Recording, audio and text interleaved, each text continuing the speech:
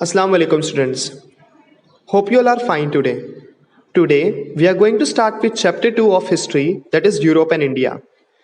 कोई भी एक पर्टिकुलर चीज़ को जानने से पहले हम लोग उसके इतिहास को जानते हैं। इसलिए यूरोप को और इंडिया को जानने के लिए हम लोग उसके इतिहास को पढ़ेंगे कि क्या क्या चीज़ें हो चुकी है, इवेंट्स कौन कौन से हुए थे पास्ट में। तो ये चैप्टर में हम लोग पास्ट किसका देखेंगे, यूरोप का भी और इंडिया का भी, और इनके बीच में क्या रिलेशन है वो हम लोग पढ़ने वाले हैं, क्योंकि हम लोग को इतिहास जानना है किसका, इंडिया का। चलो अब हम लोग एक्सप्लेनेशन स्टार्ट करते हैं। जब हम लोग स्टडी कर रहे हैं मॉडर्न इंडियन हिस्ट्री को, मतलब अभी जो सेंचुरी चल रहा है 21st century, it is the age of modern history.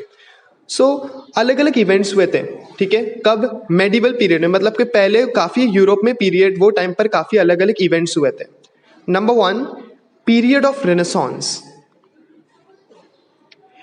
जब इतिहास की मैं बात करूं यूरोप की, तो जो लास्ट फेज था, जो लास्ट एजेस थे मेडिवल पीरियड के, जो क्या हो गए 13th सेंचुरी से 16th सेंचुरी, अभी हम लोग 21st सेंचुरी में रह रहे हैं। तो 13th सेंचुरी से 16th सेंचुरी के बीच में जो इवेंट्स हुए थे, ठीक है, जो सेंचुरी थी उसको क्या बोलते हैं हम लोग, पीरियड ऑफ रेनेसांस।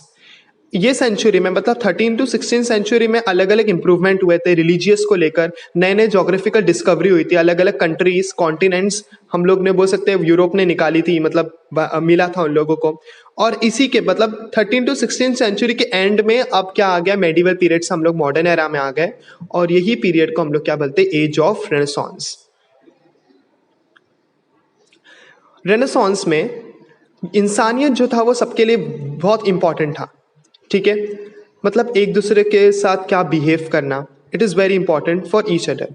सब लोग एक दूसरे को कैसा, हम लोग बोल सकते हैं बदलाव होने लग गया था, सब एक दूसरे का आउटलुक, मतलब कैसे दिखते हैं वैसा ट्रीट नहीं कर रहे थे, as an human being treat करने लग गए थे सब लोग।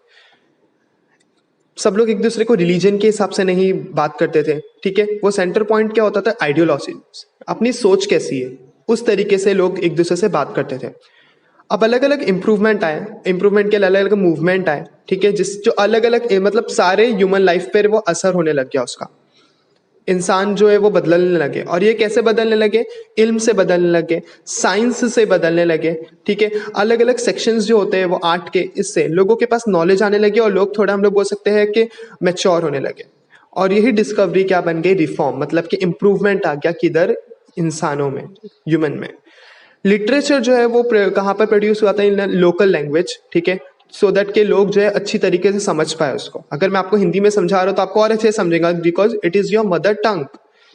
अब during 1450 AD Johannes Gutenberg from Germany discovered new ideas. उन्होंने नए नए कुछ आइडियाज सोचने लगे। कौन, जोहानिसबर्ग ने 1450 एडी को, ठीक है। Concepts and knowledge reach in all sections of society. उन्होंने अपनी सोच बताया कि हम लोगों की सोच कैसी होनी चाहिए, ठीक है, हम लोगों को एक पर्टिकुलर चीज़ को कैसा पढ़ना है, और लोगों को इल्म दिए, नॉलेज दिए।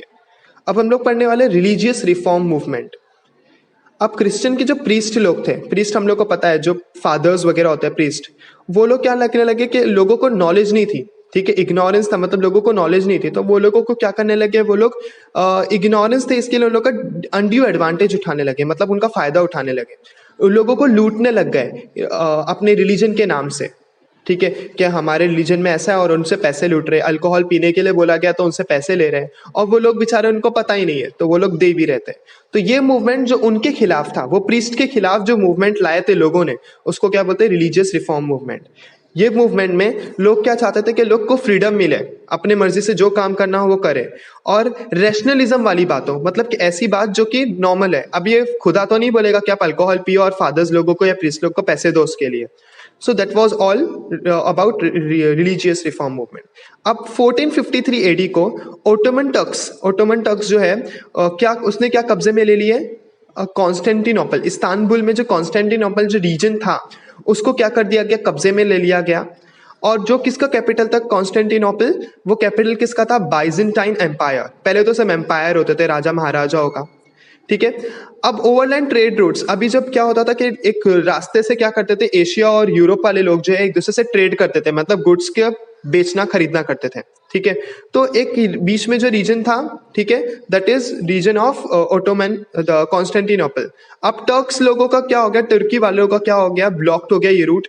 तो अब लोग मतलब ट्रेड कैसे करेंगे, ठीक है। तो इन लोग ने क्या चालू कर दिया, अच्छा बीच में ये कब्जे में ले लिया है ना, तो बीच से उधर से तो लोग जा नहीं सकते, तो इन लोग ने नए नए जोग्राफिकल डिस्कवरीज करना चालू किए, मतलब अलग अलग नए नए स्टेट कॉन्टिनेंट्स बनाने लग गए, रास्ते से हम लोग कैसे पहुंच सकते हैं। Intellectual revolution in Europe, intellectual मतलब इंटेलिजेंसी, क्या बदलाव आया, क्योंकि देखो जैसे कि रेनेसांस में मैंने बोला कि लोगों की ख्याल बदलने लग गए, ठीक है, लोगों को एक दूसरे से देखने का बदलने लग गए। और इसके अलावा मेडिवल पीरियड अब किस में हो गया, मॉडर्न एज में आ गया, ठीक है, लोगों को हम लोगों से इल्म मिलने लग गया। अब इंटेलेक्चुअल रिवॉल्यूशन कब आया, मतलब बदलाव कब आया लोगों की सोच में, कब आया, सेम पीरियड में, इन द मॉडर्न एरा। अब सोसाइटी जो थी, हमारी जो सोसाइटी है ह्यूमन बींग्स की, उन लोग जो है इग्नोरेंस से और ब्लाइंड फेथ होता है ना, पहले काली बिल्लियों को रास्ता काट देगी, तो वो सब अभी बिलीव करने से रुकने लग गए लोग। और ये जो प्री एस्टेब्लिश कस्टम्स, मतलब कि अलग अलग जो ट्रेडिशंस अपनाते थे लोग, के अंधविश्वास को जो अपनाते थे, वो सब क्या होने लग गया, अभी कम होने लग गया, क्योंकि लोगों को इल्म मिलने मिल गया, ठीक है, साइंस से लोग के इल्म बढ़ने लग गया। और ये सारे बदलाव को लीड क्या हो गया, इंटेलेक्चुअल रिवॉल्यूशन हम लोग यूरोप में आ गया। और इसके अलावा साइंटिफिक डिस्कवरीज होने लगी, अलग अलग नई नई चीजें आने लग गई, मशीन्स का इस्तेमाल करने लग गए लोग यूरोप में, ठीक है, पहले लोग हाथ से जो काम करते थे वो मशीन से करने लग गए। अब रिवॉल्यूशन इन पॉलिटिकल स्फीयर्स, अब पॉलिटिकली अगर मैं बोलूँ आपको, तो वहां पर तो हर जगह करप्शन है, तो वहां पर क्या बदलाव आया। तो जब अर्ली स्टेज था मॉडर्न पीरियड का, मतलब 16th सेंचुरी के आगे, ठीक है, तो यूरोप में काफी अलग अलग पॉलिटिकल चेंजेस आने लग गए लोगों के बीच में, ठीक है, करप्शन के खिलाफ लोग लड़ने लगे, ठीक है। लोगों ने 18th सेंचुरी और 19th सेंचुरी के अंदर ये पॉलिटिकल स्पीयर, मतलब पॉलिटिकली लोगों का हक लोग मांगने लग गए, जो उनको लूटा जा रहा था। और यही एज को क्या बोलते हैं, एज ऑफ रिवॉल्यूशन, क्योंकि इसमें बदलाव लाया गया कौन सी चीज के रिलेटेड, पॉलिटिकल डेवलपमेंट के लिए।